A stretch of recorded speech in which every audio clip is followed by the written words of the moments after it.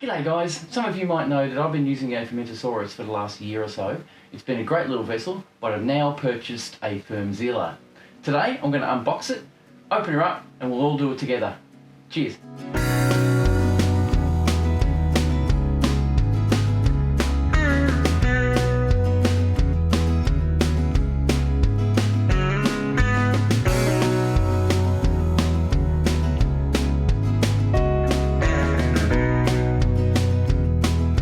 So, without mucking around any longer, here we go.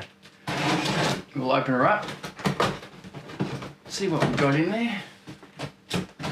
Maybe a bit rough with the scissors, but that's fine, it's easy enough to open.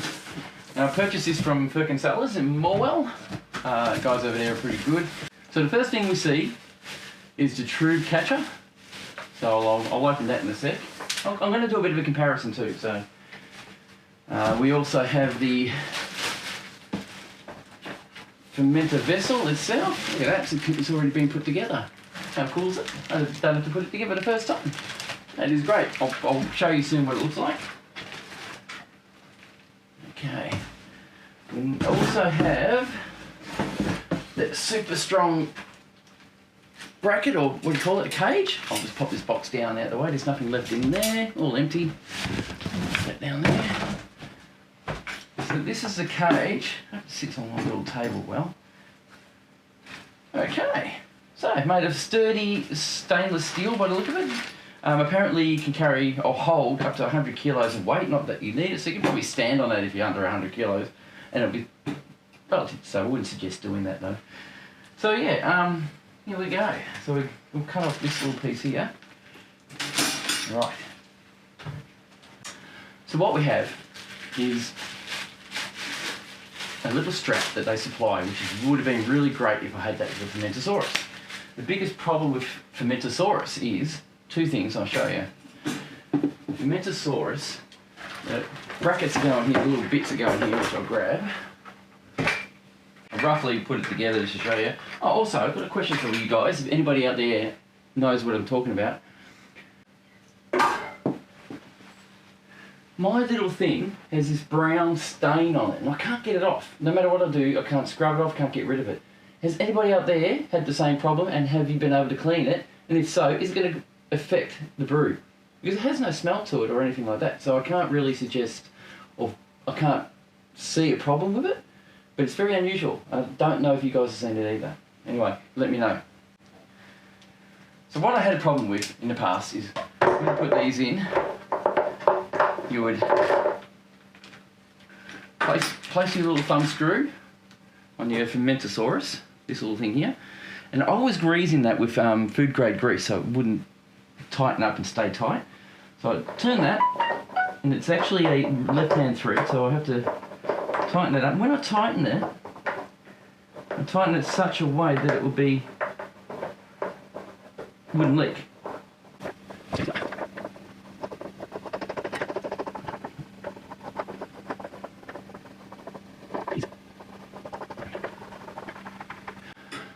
So the problem I had was this little piece here would get stuck, and my fingers weren't strong enough to undo it. I could not undo it. As soon as I tried to turn this, the base bit, this bit would spin with it.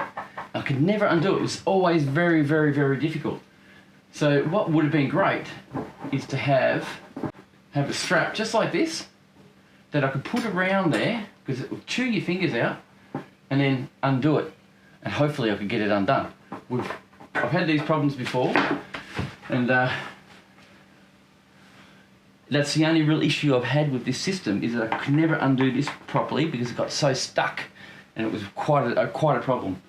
And the other issue I have is the opening. The opening can barely fit my hand in there to try and clean it, so that was a big problem too. So the biggest seller was basically this bit and this bit. So on that, the opening on the Firmzilla is massively different. There's a little warning there, said read instructions before use. Do not use the product before downloading and reading the instruction sheet.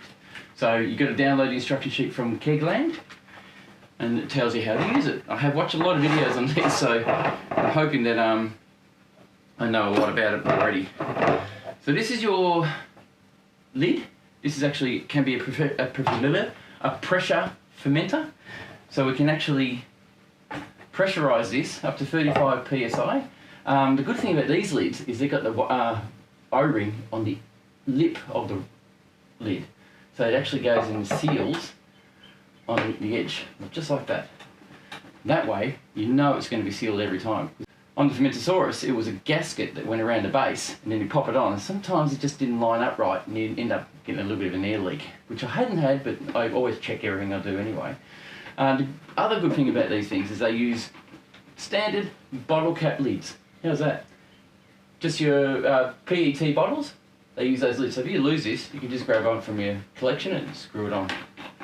That makes it a real easy thing. And this one here, which I don't know if anybody's seen, it actually has a rubber grommet inside the cap, so you can put your what do you call it, your airlock in. So that's a real good idea too. Of course, you've got your pressure release valve. So you can pressurize this up to about 35 psi, not higher, no higher, because it'll split. And that's one of the good things about it. So, after saying all that, in here, the other good feature about this little beauty is the opening. Look at that, huge opening. You can get your arm in there, look. And you can clean, you can get right down in the bottom. Much harder than that. Yeah, much more harder plastic than the Fermentosaurus too, I've noticed. Get right down in here, clean the whole lip and whole area. The valve is 3 inches. Apparently they said it did it oversized on purpose. So that's nice and big, so if you do some dry hopping in your shrub or trube catcher, it'll just flow straight up through without being blocked. With this, you get your trube catcher. The trube, they say on the videos for this is not rated, so it can't be put in under pressure. So it will crack probably, or come off, or whatever they do. This beauty here also has little caps that you use for your PET bottles, so you can buy it anywhere you like. And replace them if you have to, or just put them on like that and seal them. You got your nice big opening, so you can do your catch your yeast and reharvest it. It also has the O-ring around the lip, so that makes it a bit more user-friendly. There's one other thing I couldn't find anywhere online. It's a simple thing, but these little strips, they're easy to do, but nobody online tells you how to do it. So I'm going to try and hopefully get it right for you. There is a little line that says align with seam. So the seam, this is the bottom of the strip, is on the bottom of the fermenter. You can see there's a line that goes around here. That's a seam. So I'll give you a close-up. Give you a good close-up, a bit of light on this side. So see the seam around here? I'll just point the seam out to you. That's a little seam there. So this little line here, that little red line, lines up with that seam. And then you just run the tape up and stick her on. So I'll show you how that's done. So we start with removing the backing panel just on the bottom or the base of the strip. So we just peel that back. Now this is probably better done when this is detached, but I'm going to do it while it's attached. Because I know, actually that's pretty close. So I might trim a little bit of that off. So it's about 2 or 3 millimeters too long here. So I'll just trim that off a little, if you can see what I'm doing there. So I can get that seam, that line to line up with that seam. So I'm hoping you can see me on this camera, just here. We'll show you what I do. Oh, so there's a strip on the side I didn't know about. All right. We'll try that again, shall we? Ah, didn't have to cut it. You can't really tell, but there's a lip just there that actually peels away and helps you peel it away easy. So hopefully you can see what I'm doing, but I'm going to whack that there. So we'll turn that so you can see a bit more without light. I'll get out of your way hopefully, and we'll see how we go. Okay, so I'll peel that back like this. Line that up loosely. Because I like this measuring gauge, it helps me determine how much fluid I have in my fermenter. And Can't do it there. Just realise there's writing here. So I've got to tilt that, turn it, and try again in a different spot. So the last time I did it on my old Fermentosaurus, I did it wrong, and it was in the wrong spot for a long time until I moved it. That's why it looks so dirty. So this one though, I'll do right.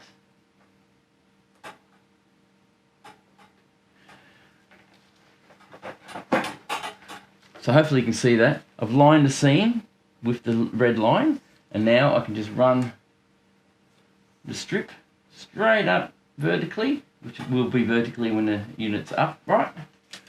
Just try and do it neatly, so we have our proper measurements when we brew.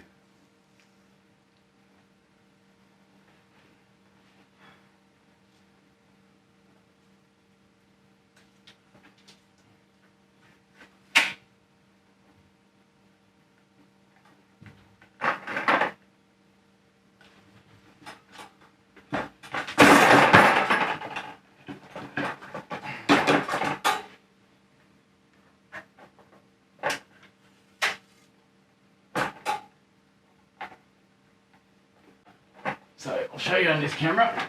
That's our measuring strip. Now apparently it's only a guide. It's not going to be your little red lines on that seam there, nice and neatly placed on that seam, and then we run it straight up vertically. So we now have measurements on how far or how deep our fluid is. So I've also got a temperature gauge, which will give you an idea on how good how well it's running in temperature. We can place this anywhere we like. We've got to think about this. Let's say I played the valve, this is our valve here. It's always going to be probably in the front where I want to be. So I would say, looking at this is pretty tight, so I will put the thermostat for my temperature gauge opposite the levels. So we'll just slide that onto there. And now I've got my temperature gauge placed neatly. And we now have a fermenter that's all set up ready to go. So there you go. Oh, that handle. That's our little bloke there, all set up ready to go. Tiny little thing. Unreal, eh? So what I've noticed, guys, is little few things that are different. Like this, the Fermentosaurus has a cage. I'll show you what that looks like. I'll pop that down on the ground. This is the Fermentosaurus, of course. And this is its little mount that sits in. So this mount has, at the moment, it's got little plastic things, so God knows why they're there. Probably to help it stop from wearing or something. But when this sits in this mount, like that, you fill it up with fluid, gets pretty heavy. The pressure of the bottle ends up on these little arms here. And when you pick them up, you've got to rotate them, and it rubs against the actual vessel, which is something I didn't think would be a problem. But when you get a bit of weight in these, it does push down on the vessel like that, and they do become grippy. So that is a problem. What they've done in this one, and of course it's not as reinforced, so it's the first goal. What they've done with this one, got a bit more weight to it, by the feel of that, is they've actually put little wings inside. So it actually pushes up against here, so when you put that in, and when you fill it, it holds it much better. And these arms hang loose. So when you do want to carry it, it's still easy. The other great thing they supply is a little handle for the head, so you can actually lift that out and move it if you need to separately. It's there if you need it. So thanks for watching, guys. I hope you got something out of this, at least how to put that strip on, which might be just simple, but not everybody's doing it, not everybody's showing you how to do it. I'm going to do a brew next week with this, so I'll show you how I'll do it, and I'll also give you a bit of a rundown on how to use a spunding valve once I get the rest of my parts going to this lid, which are going to come eventually. So thanks a lot. Stick around for more videos. More coming up. Always going to be doing stuff. Have a great day.